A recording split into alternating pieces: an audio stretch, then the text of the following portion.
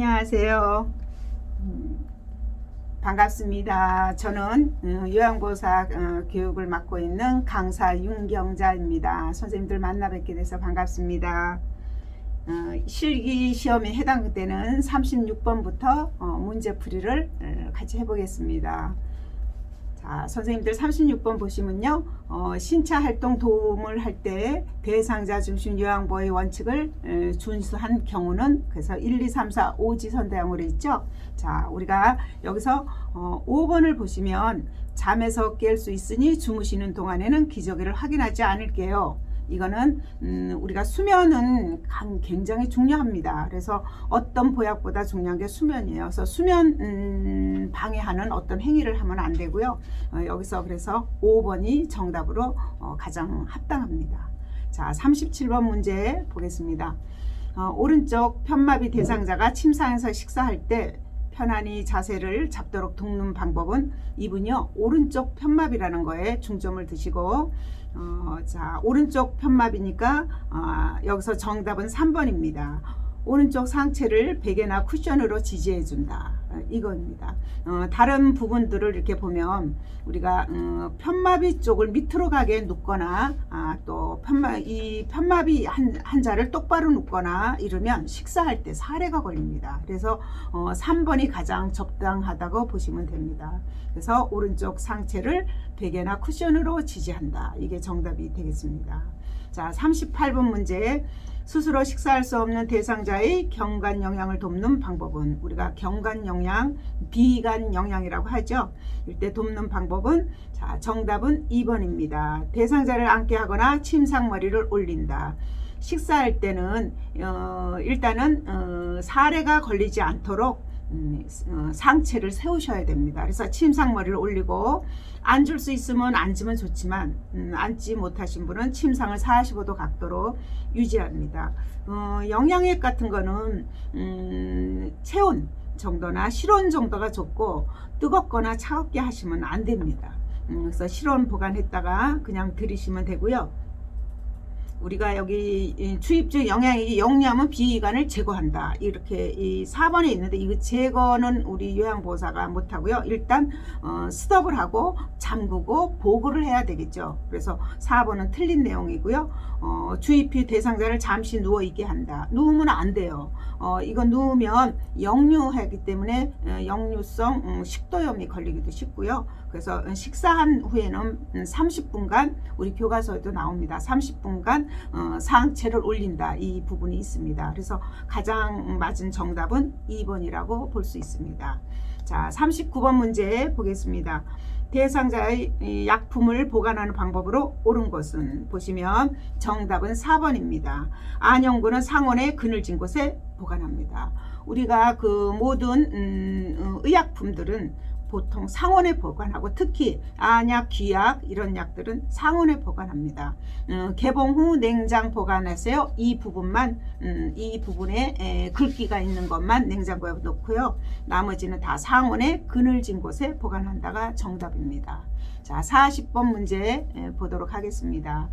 귀에 염증이 있는 대상자에게 기약을 투여할 때 귓바퀴를 잡는 손의 위치를 방향으로 옳은 것은, 여기 1, 2, 3, 4, 5번이 있는데요. 선생님, 여 그림으로 나와서 선생님들이 조금 이렇게 혼란스러울 수도 있지만 1번입니다. 1번의 하살표 방향이가 위로 갔잖아요. 그죠? 이렇게 해서 위로 갔잖아요. 그래서 후상방으로 한다. 우리가 교과서에는 글귀로 나와 있어요. 근데 여기서는 그림으로 나왔네요. 후상방으로 당긴다.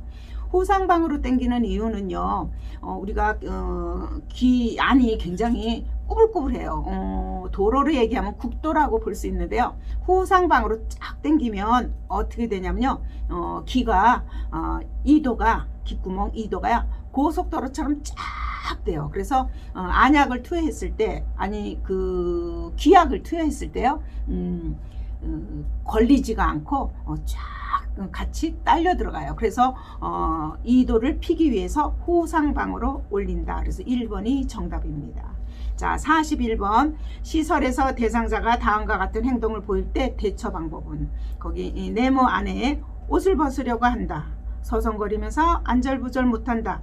바지의 뒷부분을 움켜잡고 있다. 어떤 행동으로 보여주는 거예요. 말씀은 안 하시고. 자, 뭐인 것 같아요?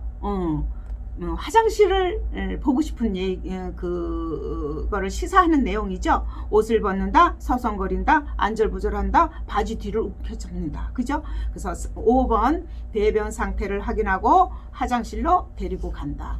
우리는 그 관찰이 중요하는데요. 대상자의 행동, 표정, 몸짓, 손짓 이런 걸 봐서 대상자의 지금 뭐가 요구되는지 캐치하셔야 됩니다. 그래서 여기서 정답은 5번이라고 할 수 있습니다. 자, 42번 문제. 대상자가 화장실을 안전하게 이용할 수 있도록 환경을 조성하는 방법은 자, 화장실의 안전을 여기 나와 있습니다. 정답은 2번입니다. 화장실 안에 미끄럼 방지 신발을 놓아둔다. 우리가 화장실에 그냥 맨발로 막 들어가세요. 급하시니까. 그러면 노인은 미끄러집니다. 그래서 그 신발, 실내화를 꼭 신고 들어가게 하고요. 미끄럼 방지 신발이겠죠. 노인의 발바닥은 건조하기 때문에 굉장히 미끄럽습니다. 그리고 화장실은 습기가 있기 때문에 더더욱 미끄럽기 때문에 꼭 미끄럼 방지 신발을 놓는다. 다른 것도 볼까요? 선생님들 1번 보시면 문턱에 응급배를 설치한다. 문 밖에서, 그죠? 문 밖에서 응급배를 한다. 문 밖에서 있으면 안 되죠. 문 안에 있어야죠. 화장실 안에.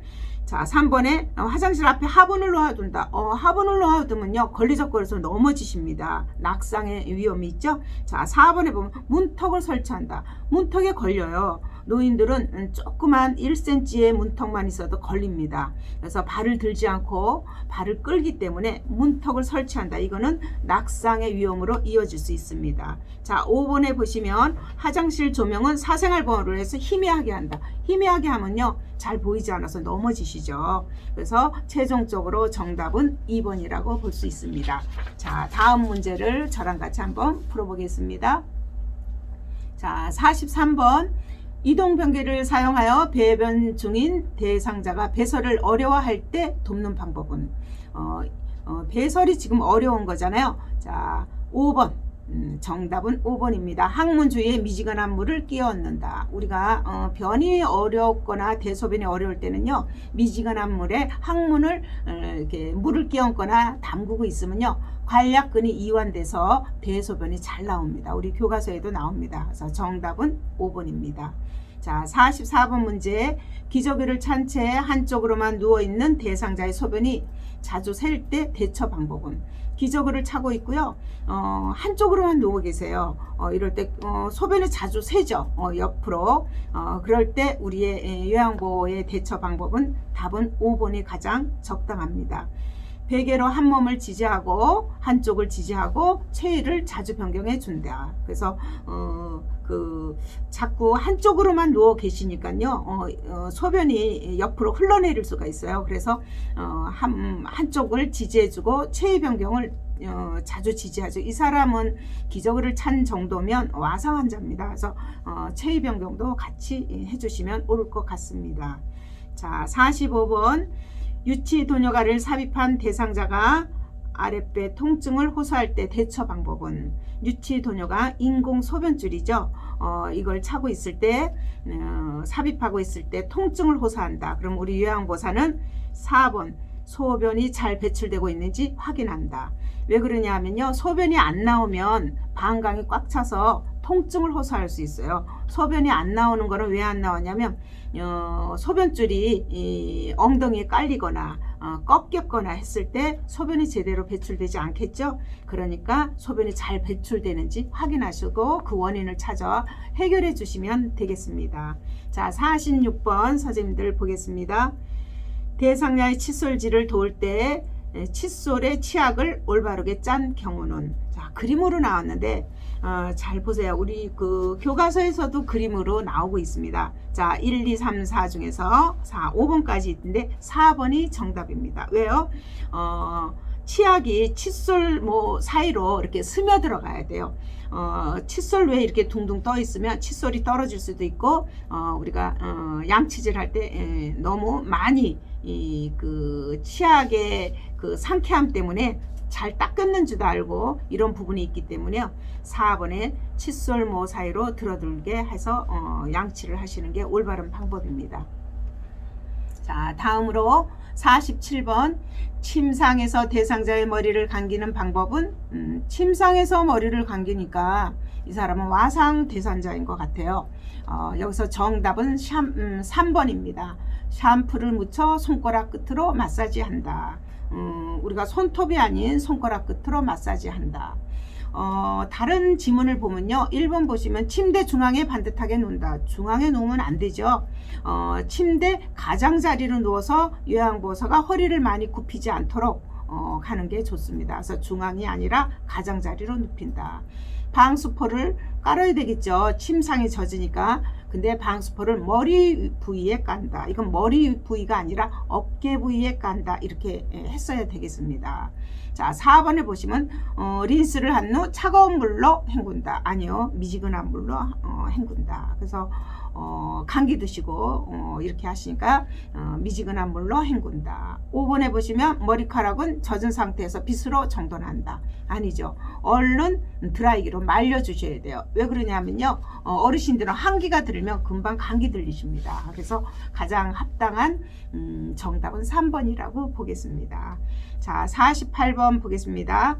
자, 피부가 건조한 대상자의 발을 관리하는 방법은 노인의 피부는 거의 다 건조해요. 그래서 굉장히 가려움증, 우리가 소양증이라고 하는 것도 느끼시는데요. 여기서 건조하니까 건조하지 않게 해드리면 되겠죠. 4번이요. 정답은 4번입니다. 물기가 마르기 전에 그죠? 로션을 발라준다. 그러니까 그 목욕이나 이런 거를 하시고 아주 싹싹 닦으시면 안 돼요. 퉁퉁퉁퉁 두드려서 몸을 닦게 한 다음에 약간 축축할 때 로션, 바디로션 같은 걸 발라주면 건조함을 완화할 수 있는 방법입니다. 자, 49번 스스로 세수를 할 수 없는 대상자의 세면을 돕는 방법은 스스로 세수할 수 없는 대상자예요. 그래서 저희가 이제 그 세면을 도와드려야 되겠죠. 그래서 정답은 2번입니다. 코 밖으로 나온 코털은 자른다. 우리가 코털은 잘라드려야 돼요. 코털 깎는 가위도 있잖아요, 선생님들. 그래서 코털을 안 깎으면 외부 먼지가 공중에 있는 먼지가 달라붙어서 감염의 소지가 됩니다. 그래서 코털은 반드시 잘라드리고, 자, 1번을 보시면 눈곱이 있는 눈을 먼저 닦는다. 아니죠. 깨끗한 쪽부터 닦으니까 눈곱이 없는 쪽부터 닦는다.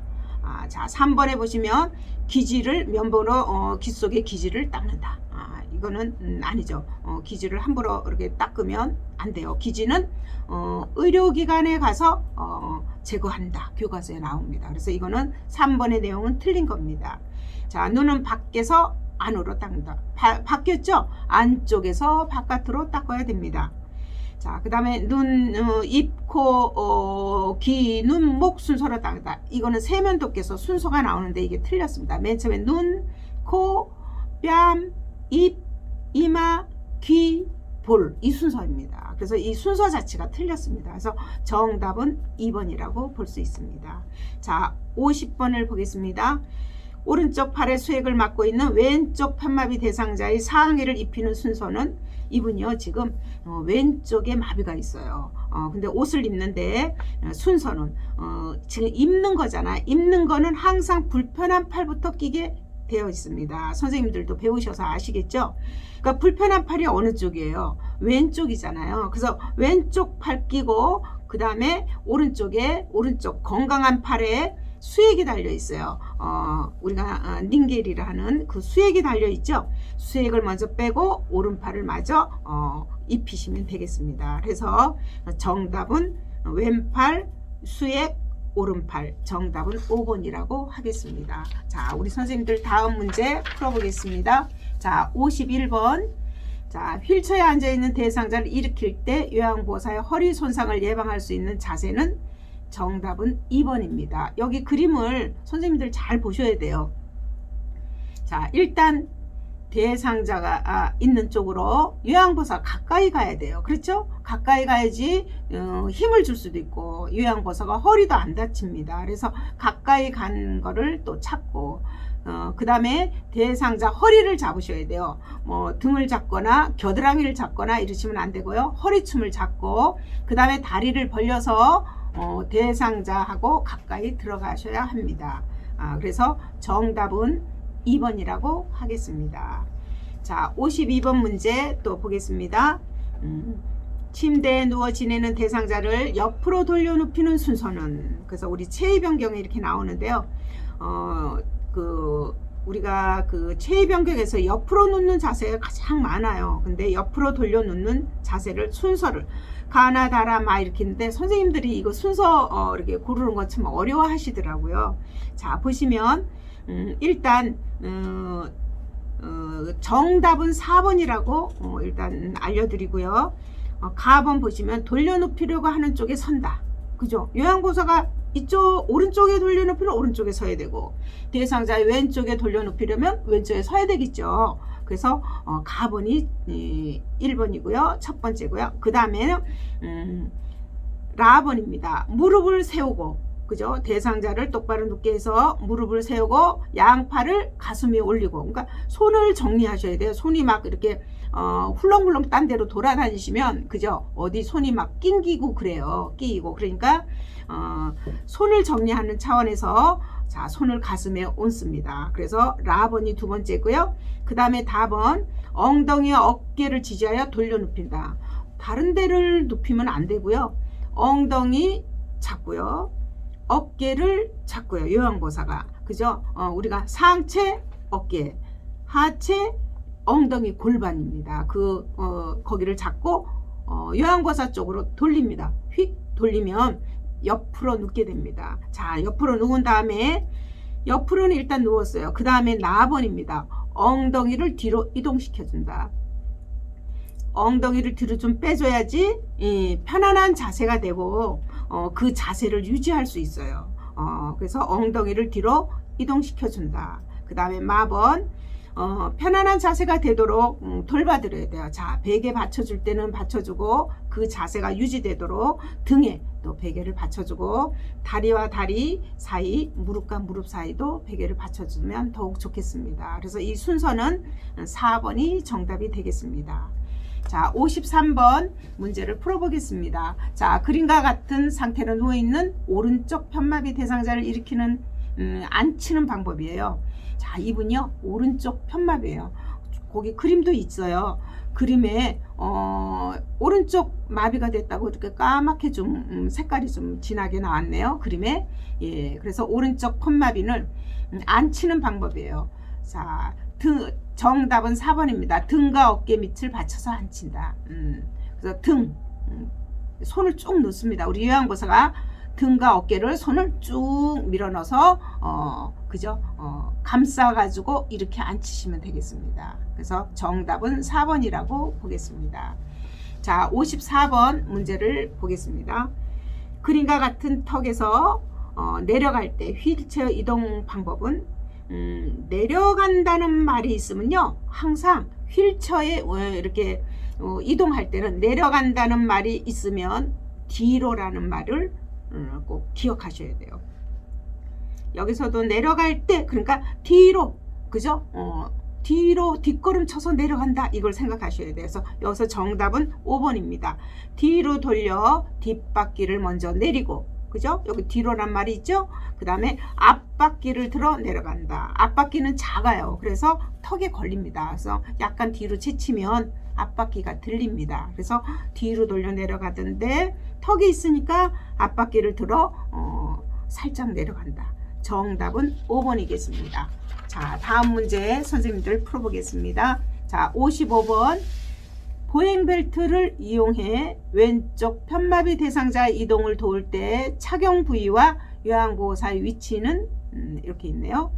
자, 그래서 우리가 보행벨트라고 있어요. 이 보행벨트는 옷 위에다 하는 거죠. 그래서 옷 위에다 딱 차고 이제 복대 같이 생겼는데요. 딱 뱉으면 보행할 때 굉장히 용이합니다. 일단 허리에다 차야 돼요. 그죠?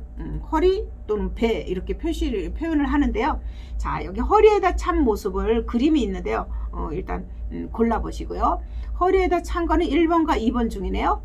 근데 그 보행벨트 손잡이를 잡고 그죠? 뒤에 조금씩 천천히 따라가셔야 돼요. 자, 그래서 정답은 1번입니다. 2번은 왜 틀렸냐? 2번도 허리에 차긴 맞았어요. 근데 요양보호사가 앞쪽이면서 옆쪽을 잡았어요. 이러면 안 됩니다. 대상자가 걸음마를 할 때 걸리적거리기도 하고요. 안 그러면 옆에서 보조할 때는 완전히 대상자랑 똑같이 정면을 보고 옆으로 서서 보행벨트를 잡고 가는 방법은 있지만 이 요양보호사 이 위치는 틀렸습니다. 지금. 그래서 정답은 1번이라고 하겠습니다. 자, 56번 보겠습니다. 거기 지팡이 그림이 나왔네요. 그림과 같은 지팡이를 사용할 때 안전을 위해 점검해야 하는 것은 모든 지팡이는 마찬가지예요. 안전이 최고죠. 그래서 안전을 위해서 점검해야 할 것은 자 5번입니다. 바닥 끝에 고무 상태. 그죠? 이게 고무가 없으면요 미끄러져요. 그래서 여기 그림에 있는 이 지팡이의 이름은 사각 지팡이, 뭐 네발 지팡이 또는 4점 지팡이 이렇게 얘기합니다. 이게 어르신들이 많이 하죠. 편마비 대상자들이 어떤 지팡이든 고무 상태, 바닥 끝에 고무 상태를 확인해야 안전합니다. 자, 57번 연이어서 보겠습니다. 자, 안전한 환경을 제공하여 감염을 예방하는 방법은 자, 거기서 보시면 1, 2, 3, 4, 5번 중에서 3번이 정답입니다. 혈액이 묻은 이불은 찬물로 세탁하고 더운 물로 헹군다. 저희가 그 학습할 때 이 찬물을 굉장히 많이 강조하거든요. 예, 찬물로 일단 헹구셔야 돼요. 혈액은 더운 물로 헹구면 더 잘 빨아질 것 같아도요. 일단 혈액 안에는 여러 가지 세균들이 있고 이래서 더운 물로 하면 세균 번식이 일으키는 첫 번째 조건이고요. 그 다음에 두 번째는 혈액을 더운 물로 하면요 이게 굳어버려요. 그래서 나중에 깨끗이 빨래를 했을 때도 흔적이 남습니다. 그래서 우리가 혈액이 묻은 옷이나 이불을 할 때는 꼭 찬물로 하라고 우리 교과 내용에 나왔습니다. 그래서 정답은 3번이고요. 자, 57번에 1번 보면요. 가래가 담긴 흡인병을 격일로 담다. 아니죠. 그때 날마다 하셔야죠. 자, 그 다음에 4번에 보시면 흡인기의 고무 제품은 10여 분 이상 삶은 후 햇볕에 말른다. 우리가 그 그늘에 말려야 돼요. 이 고무 제품은 다 찢어집니다. 그래서 그늘에 말린다가 정답입니다. 자, 5번에 배설물이 묻은 의류는 모아서 다른 의류와 함께 세탁한다. 아니죠. 분리해서 따로 세탁해야 한다. 이게 정답입니다. 자, 다음에 58번 문제를 보겠습니다. 자, 수해가 발생한 직후 전기 사고와 가스 누출 사고를 예방하는 방법은 정답은 5번입니다. 정전 복구 가전제품을 시간 간격을 두고 하나씩 사용한다. 그래서 한꺼번에 꽂으면 다시 어떤 전기 복구가 힘들고 정전이 되는 경우가 많습니다. 그래서 하나씩 간격을 두고 꽂는다. 5번이 정답이겠습니다. 자, 59번 시설에서 프로그램을 진행하던 중 지진이 발생했을 때 대처 방법은 지진이 났어요. 그래서 선생님들이 이거 조금 이렇게 혼란스럽고 이렇게 얘기를 하시는데요. 보시면 3번이 정답입니다. 문을 열어 출구를 확보한다. 물건을 선반 위로 올리면 막 떨어지겠죠. 그래서 많이 다칩니다. 거실 바닥에 엎드린다. 지진이기 때문에 엎드리시면 안 되고요. 그 다음에 의자 뒤에 서서 등받이를 잡게 한다. 이것도 좀 아니고 승강기를 이용하여 밖으로 대피한다. 승강기 엘리베이터 이용하면요 정전이 돼서 지진 났을 때 정전돼서 엘리베이터에 갇힙니다. 그래서 5번도 틀리고 여기서 가장 적절한 정답은 3번이라고 하겠습니다.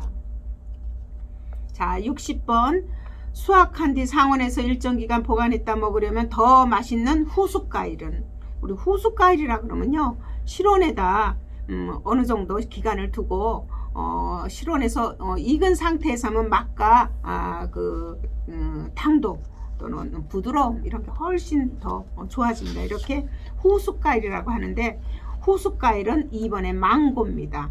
우리 망고 말고도 토마토, 복숭아, 바나나, 무화과, 황금향, 키위, 아보카도 이런 열대과일 종류들은요 후숙과일이라고 합니다. 우리가 잘 먹는 뭐 토마토나 바나나도 후숙과일에 들어갑니다. 정답은 2번이 되겠습니다. 자, 우리 61번 문제 한번 풀어보겠습니다. 실내 습도가 낮을 때 대상자에게 나타날 수 있는 1차적인 건강 문제는 습도가 낮기 때문에 굉장히 숨쉬기가 거칠고 노인들은 특히 그렇습니다. 그래서 호흡기 점막이 건조한 거죠. 그래서 우리가 습도가 낮을 때는 가습기를 위해서 습도 조절을 해주죠. 그래서 여기서 정답은 호흡기 점막 건조라고 보시면 됩니다. 42번, 62번이네요. 제가 대상자가 요구한 물건을 사다 주었더니 마음에 들지 않는다며 불평하는 때 대처 방법은, 그러니까 대상자한테, 어르신한테 물건을 사다 드렸나 봐요. 근데 마음에 들지 않아. 이럴 때는 어떻게 할까요? 자, 4번이 가장 적당한 정답입니다. 구매한 물건을 일단은 바꿔와야 되겠죠. 교환해 와야 하는데 요양보호사가 가면 또 두 번째 갔는데 또 마음에 안 들 수가 있어요. 그래서 구매한 물건을 대상자와 함께 교환하러 간다. 이게 정답이 되겠습니다. 함께 가셔야 됩니다. 자, 63번. 치매 대상자의 식사를 도울 때 고려할 사항은 치매예요, 이분이 지금. 그래서 생선가시는 미리 발라서 준다. 2번이 정답이 되겠습니다. 생선가시를 미리 발려서 접시에 담아서 드려야 됩니다. 대상자를 앞에 두고 생선가시를 발리면 기다리질 못해서 막 주워 먹어요. 그래서 가시 다 걸립니다, 목에. 그래서 주방에서 생선가시를 다 발려서 살점만 갖고 오도록 하셔야 됩니다. 그래서 2번이 정답이고요. 자, 1번을 보실까요? 예쁜 유리컵에 담다. 유리컵은 위험하죠. 투명하기도 하지만 떨어뜨려서 깨지면 또 사고로 이어질 수도 있고요. 자, 앞치마보다는 턱받침을 해준다. 앞치마로 하셔야 돼요. 왜 그러냐면 턱받침으로 감당이 안 됩니다. 그래서 좀 큰 앞치마를 해주고요. 졸려할 때는 식사를 천천히 한다. 졸려할 때는 식사를 주면요 살에 걸리고 기도로 흡입됩니다. 그래서 이거는 졸려할 때 식사를 주지 않는다. 이렇게 해야 됩니다. 손잡이가 작고 가벼운 숟가락을 쥐어준다. 치매이기 때문에 손잡이가 두껍고 무겁고, 그죠? 그게 잡았다는 인지가 되도록 무거운 숟가락을 준다. 이게 정답입니다. 그래서 63번의 최종 정답은 2번이 되겠습니다. 자, 64번. 치매 대상자의 거주 공간을 안전하게 관리하는 방법은 이게 이분이 지금 치매이기 때문에요. 밤에도 화장실에 불을 켜둔다. 3번이 정답입니다. 화장실을 밤에 갈 수도 있고 이러니까 화장실을 찾지 못하거나 인지가 없거나 이러기 때문에 3번에 밤에도 화장실을 켜둔다.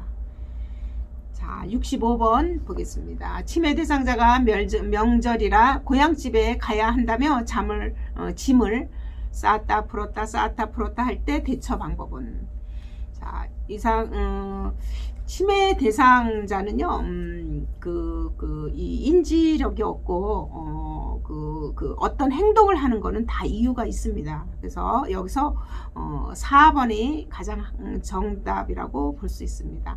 고향집에 가기 전에 빨래 개기를 도와달라고 한다. 그러니까 고향집에 간다는 그 자체를요, 무시하면 안 돼요. 그래서 고향집에 가시겠다는 걸 일단 수용적 태도로 한 다음에 주의 집중을 딴 데로 돌리는 방법이에요. 어머니, 저랑 빨래 개고 우리 고향집에 가요. 빨래 먼저 개고 갑시다. 그러면 빨래를 개다가 고향집 가는 걸 잊어버립니다. 그래서 우리가 깜빡깜빡 하는 거를 이용하시는 거예요. 그래서 주의 집중 있게 빨래 개기를 도와준다. 이렇게 하시면 되겠습니다. 자, 66번. 치매 대상자가 점심 식사 후 얼마 지나지 않아 계속 밥을 달라고 할 때 요양보호사의 반응으로 적절한 것은, 식사를 하셨는데 밥을 또 달라고 그런 거잖아요. 그럴 때 가장 현실감 있게 이야기를 해주시는 게 정답 되겠습니다. 그래서 여기서 정답은 3번인데요. 지금 2시예요. 그죠? 현실감 있게 시간을 얘기해 주고요. 2시예요. 조금 치었다 간식 드릴게요. 일단은 드린다는 얘기를 해요. 지금 밥을 달라고 하니까 수용하는 마음으로 드릴게요. 지금 2시입니다. 잠깐 기다렸다 제가 준비해서 드릴게요. 우리 교과서에 이런 내용이 나옵니다. 그래서 그 문장의 표현은 조금 다르지만 어르신 여기 앉아 계세요. 잠깐 기다리세요. 제가 준비해 드릴게요. 그러면서 어떻게 해요? 기다리면서 내가 왜 기다렸는지 모르십니다. 그래서 우리가 그걸 이용하기 때문에 깜빡깜빡 하는 거를 어르신의 반응에 적절하게 하는 거는 지금 3번입니다. 아시겠죠?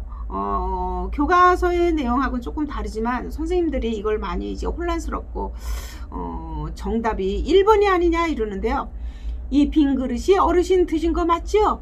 보여드리는 것도 크게 나쁘지는 않는데 그래도 쉬었다가 해드릴게요. 간식을 드릴게요. 수용적 자세고 현실감을 나타내기 때문에 3번이 가장 합당하다고 보겠습니다. 자, 67번 야간에 집 안에서 목적 없이 이것저것 배회하는 치매 대상자를 돕는 방법은 야간 배회네요. 예, 그래서 여기서는 3번이 정답입니다. 침대 옆에 걸어둔 옷가지를 치운다. 왜 그러냐면 옷가지 같은 걸 침대 옆에 걸어두면요 착각과 환각을 일으켜서 나가셔야 돼요. 집 밖으로 나가시게 되거든요. 그럼 배회로 이어집니다. 그래서 3번에 옷가지를 치운다. 이게 3번이 정답이 되겠습니다. 자, 68번 치매 대상자가 저 할멈이 내 손수건을 훔쳐갔어 라며 자주 화를 낼 때 대처 방법은 도둑망상이죠. 치매 대상자는 망상이 있습니다. 그래서 도둑망상의 경우인데요. 물건이 훔쳐갔다니까 어때요? 물건을 일단은 찾아드려야 되는 게 그 문제 해결의 요지입니다. 그래서 3번에 같은 물건을 사두었다가 대처한다. 이게 3번이 정답이라고 하겠습니다. 자, 우리 다음 문제 한번 풀어보겠습니다. 자, 69번 치매 대상자가 갑자기 흥분하여 고함을 치며 요양보호사를 때리려고 할 때 대처 방법은 파괴적 행동이라 그러죠. 난폭한 행동을 하고 막 파괴적 행동하는 거. 자, 이럴 때 대처 방법은 일단 그 대상자의 이유가 있습니다. 그래서 화가 난 것을 이해한다고 그저 다독거린다. 그죠? 부드럽고 그 자체를 수용하고 이해한다고 부드럽고 조용히 우리가 다독거리는 태도가 가장 합당합니다. 여기서 정답은 3번이라고 하겠습니다. 자, 70번 치매 대상자가 해질녘이 되면 우리 엄마가 와서 가야 돼 라고 하면서 밖으로 나가려고 할 때 대처 방법은 그 엄마가 와서 나가려고 하는 거죠. 이럴 때 대처 방법은 어떤 주의 집중을 딴 데 돌려버리는 거예요. 그래서 낮에 따온 감이 맛있는지 우리 같이 먹어봐요. 맛있는 먹을거리를 주거나 또 그걸로 인해서 지금 하려는 행동을 잊어버리게 하는 거예요. 왜요? 치매 어르신은 깜빡깜빡 하시잖아요. 그래서 여기서 낮에 따온 감이 맛있는지 우리 한번 먹어봐요. 그죠? 이렇게 하는 게 가장 대처 방법이라고 보겠습니다. 자, 71번 문제를 풀어보겠습니다. 냇물 소리나 새벽 다구는 소리, 청각을 활용한 인지자극 훈련을 기대할 때 나타나는 여기서 효과잖아요. 냇물 소리, 새벽 다구는 소리, 인지자극 훈련의 어느 것에 해당할까요? 그러니까 청각이기 때문에요. 여기서 4번이 정답입니다. 잘못하면 이제 공감력 증대라고 이렇게 하는데, 우리가 공감이라는 거는 서로 이제 마음의 교류 상태, 그죠? 이런 거를 얘기해서 공감은 좀 아닌 것 같고요. 계산력, 억제력, 친화력 이런 것보다는 진압력이 가장 정답이라고 볼 수 있습니다. 왜 그러냐면 진압력이 뭐예요? 시간, 공간, 날짜, 환경, 그 환경에 대한 거, 공간에 대한 거, 이런 거에 인지력을 보는 거예요. 그래서 여기서도 공간에 대한 소리입니다. 청각이라는 거는 환경이나 공간에 대한 소리를 내는 거기 때문에 진압력 강화라고 볼 수 있습니다. 선생님들이 이 71번을 많이 어려워하시더라고요. 자, 정답은 4번으로 가장 합당합니다. 자, 72번 보겠습니다. 대상자와 의사소통을 할 때 편안하게 대면하는 방법은 1번 정답입니다. 대상자와 눈을 마주치고 그 다음에 말을 건넨다. 일단은 의사소통할 때 굉장히 그 주의 집중력이 떨어지고 산만하고 또 나는 얘기를 했는데 대상자는 그저 들은 적이 없다고 하는 경우도 있습니다. 그래서 이 노인은 항상 눈을 먼저 마주치고 그러면 집중을 했다는 얘기죠. 그 다음에 2 내지 3초 후에 얘기를 합니다. 눈을 마주치고 얘기를 해야지 조금 2, 3초 후에 얘기를 해야지 그 얘기를 정확히 들을 수가 있습니다. 그래서 1번이 정답입니다. 자, 73번 다음 대화에서 요양보호사의 공감 반응으로 적절한 것은 공감적 반응입니다. 우리 그 네모 안에 나와 있죠. 대상자가 간호사가 혈압이 높다고 누워있으래. 그래도 밖에 나가 바람 좀 쐬면 안 될까? 그죠. 이렇게 얘기했어요. 요양보호사는 어떤 공감 반응을 보여야 되나. 이제 공감적 반응을 구르는 거예요. 공감이라는 거는 같이 인정해주고 느껴주는 거라고 보시면 됩니다. 그래서 1번은 정답입니다. 누워 계시는 게 답답하신가 봐요. 일단 이분이 답답하니까 나가려고 그러는 거 아니에요. 그래서 그 감정을 이해하고 같이 느껴주는 게 공감입니다. 그래서 답답하신가 봐요. 이렇게 묻는 공감 반응을 보이셔야 됩니다. 그래서 1번이 정답입니다. 자, 74번 다음 대화에서 요양보호사가 제안한 대상자 여가활동 유형은 대상자가 그 네모 안에 박스 안에 있죠. 문화생활 같은 건 못해. 시간 때울 거라고는 텔레비전 보는 거밖에 없지. 이렇게 얘기했어요. 자, 요양보호사가 그럼 우리 함께 재미있는 영화 보러 영화관에 갈까요? 그랬어요. 자, 그래서 이 여가 활동을 영화를 보거나 영화관에 가거나 이런 거는 어느 활동에 속하나 이렇게 알고 계시면 되는데 이렇게 지문이 나온 건데요. 영화, 연극, 음악회, 전시회 이런 거는 사교 오락 활동이에요. 그래서 우리 선생님들이 뭐 자기 개발, 뭐 소일, 운동, 종교는 더더욱 아니고요. 그래서 4번이 정답이라고 하겠습니다. 우리가 그 여가 활동의 그 몇 가지 종류가 이렇게 활동에 대해서 나오는데요. 많이 이게 좀 혼란스러워요. 좀 많이 이렇게 선생님들이 혼란스러워하고 헷갈려 하신다고 할까 이러는데 요거는 이제 교과서가 정답이에요. 그래서 여기 내용은 4번이 사교오락 활동이라고 보겠습니다. 옷이 젖었을 때도 갈아입기를 거부하는 대상자에게 요양보호사가 나 전달법으로 반응한 것은 그러고 있죠. 그래서 여기 1, 2, 3, 4 중에서 정답은 4번입니다. 이러다 감기에 걸릴까봐 걱정돼요. 이게 정답입니다. 나 전달법이라고 하는 것은 우리가 4가지 단계로 얘기하는 겁니다. 나 전달법은 행동, 느낌, 그 다음에 영향, 바램, 나의 그러니까 이렇게 해줘. 그리고 나의 뜻을 얘기하는 바램이 맨 나중입니다. 그러니까 4단계의 문장으로 얘기해야 합니다. 이거를 나 전달법이라고 하는데요. 여기서 가장 옷 입기를 지금 옷 갈아입기를 거부하는 거잖아요. 그래서 4번 이러다 감기에 걸릴까봐 걱정돼요. 그죠? 그래서 그 맨 나중에 반응 나 전달법의 반응으로 옳은 거라고 하겠습니다. 자, 다음의 방법으로 의사소통할 때 도움이 되는 대상자는 자, 몸짓, 손짓 또 이런 걸 천천히 이야기한다. 이런 걸 이용해서 실물, 그림판, 문자파 등을 이용한다. 보시면 어떤 장애에 가장 합당한가? 여기서는 이해력 장애입니다. 우리가 의사소통의 교과서 412페이지에 나오는 내용입니다. 그래서 시각장애, 운동장애, 진압력, 주의력 장애인데 이 중에 가장 이해력 장애로 손짓이나 발짓으로 하고 또 어떤 그림이나 실물판 또 문자판을 보면서 얘기할 수 있습니다.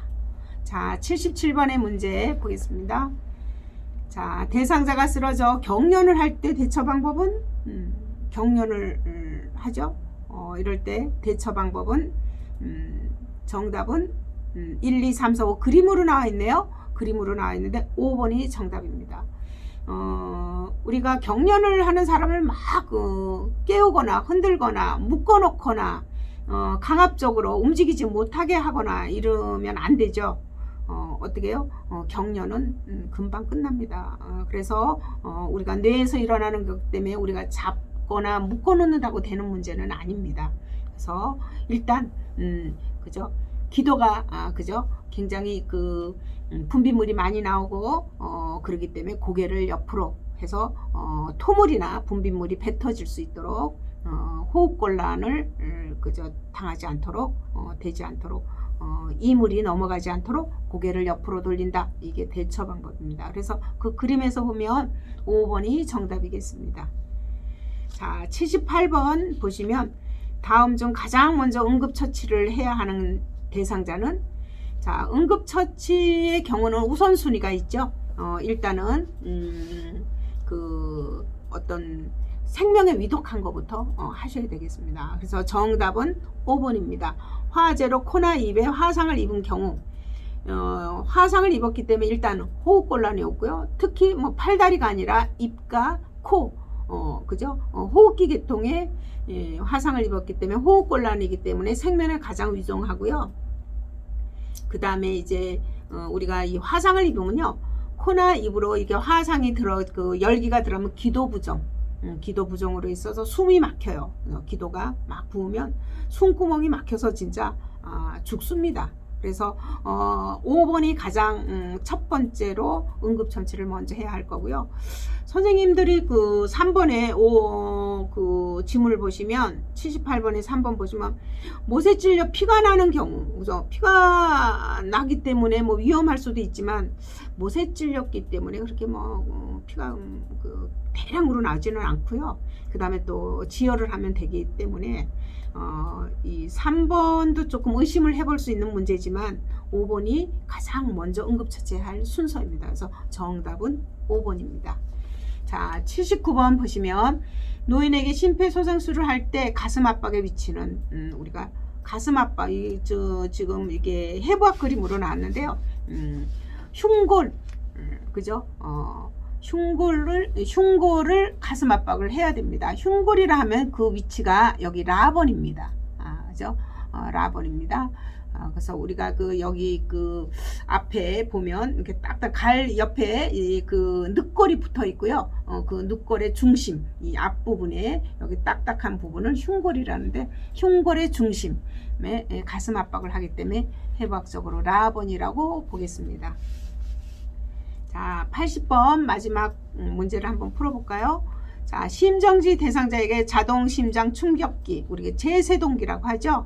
그래서 이 제세동기를 사용하는 방법은 정답은 4번입니다. 분석 중이거나 그러면 물러나라는 음성 메시지가 나오면 대상자에게 손을 뗀다. 자, 그래서 4번이 정답이고요. 자, 지문의 1번을 보시면요, 심장 리듬은 2분 간격으로 하셔야 돼요. 여기 5분 간격으로 틀렸습니다. 2분 간격이고, 자, 2번에 전기 충격이 전달될 때 대상자를 붙잡아 지지한다. 붙잡으면 안 되죠. 그냥 멀리 떨어져 있어야 됩니다. 자, 3번 전기 충격이 전달되고 1분 후 가슴 압박을 다시 시행한다. 아니, 1분이 아니라 즉시 하셔야 돼요. 즉시. 가슴 압박하는 거는 바로 즉시 가슴 압박을 시행한다. 자, 5번의 질문을 보시면 자동 심장 충격기가 도착하면 심폐소생술을 5회 시행하고 적용한다. 5회가 아니라 심폐소생술은요 30회입니다. 30회를 적용한다. 그래서 다른 지문은 좀 틀린 내용이 있고요. 80번의 정답은 4번이 적당합니다. 자, 이것으로서 문제를 풀어보았습니다. 선생님들 고생하셨습니다.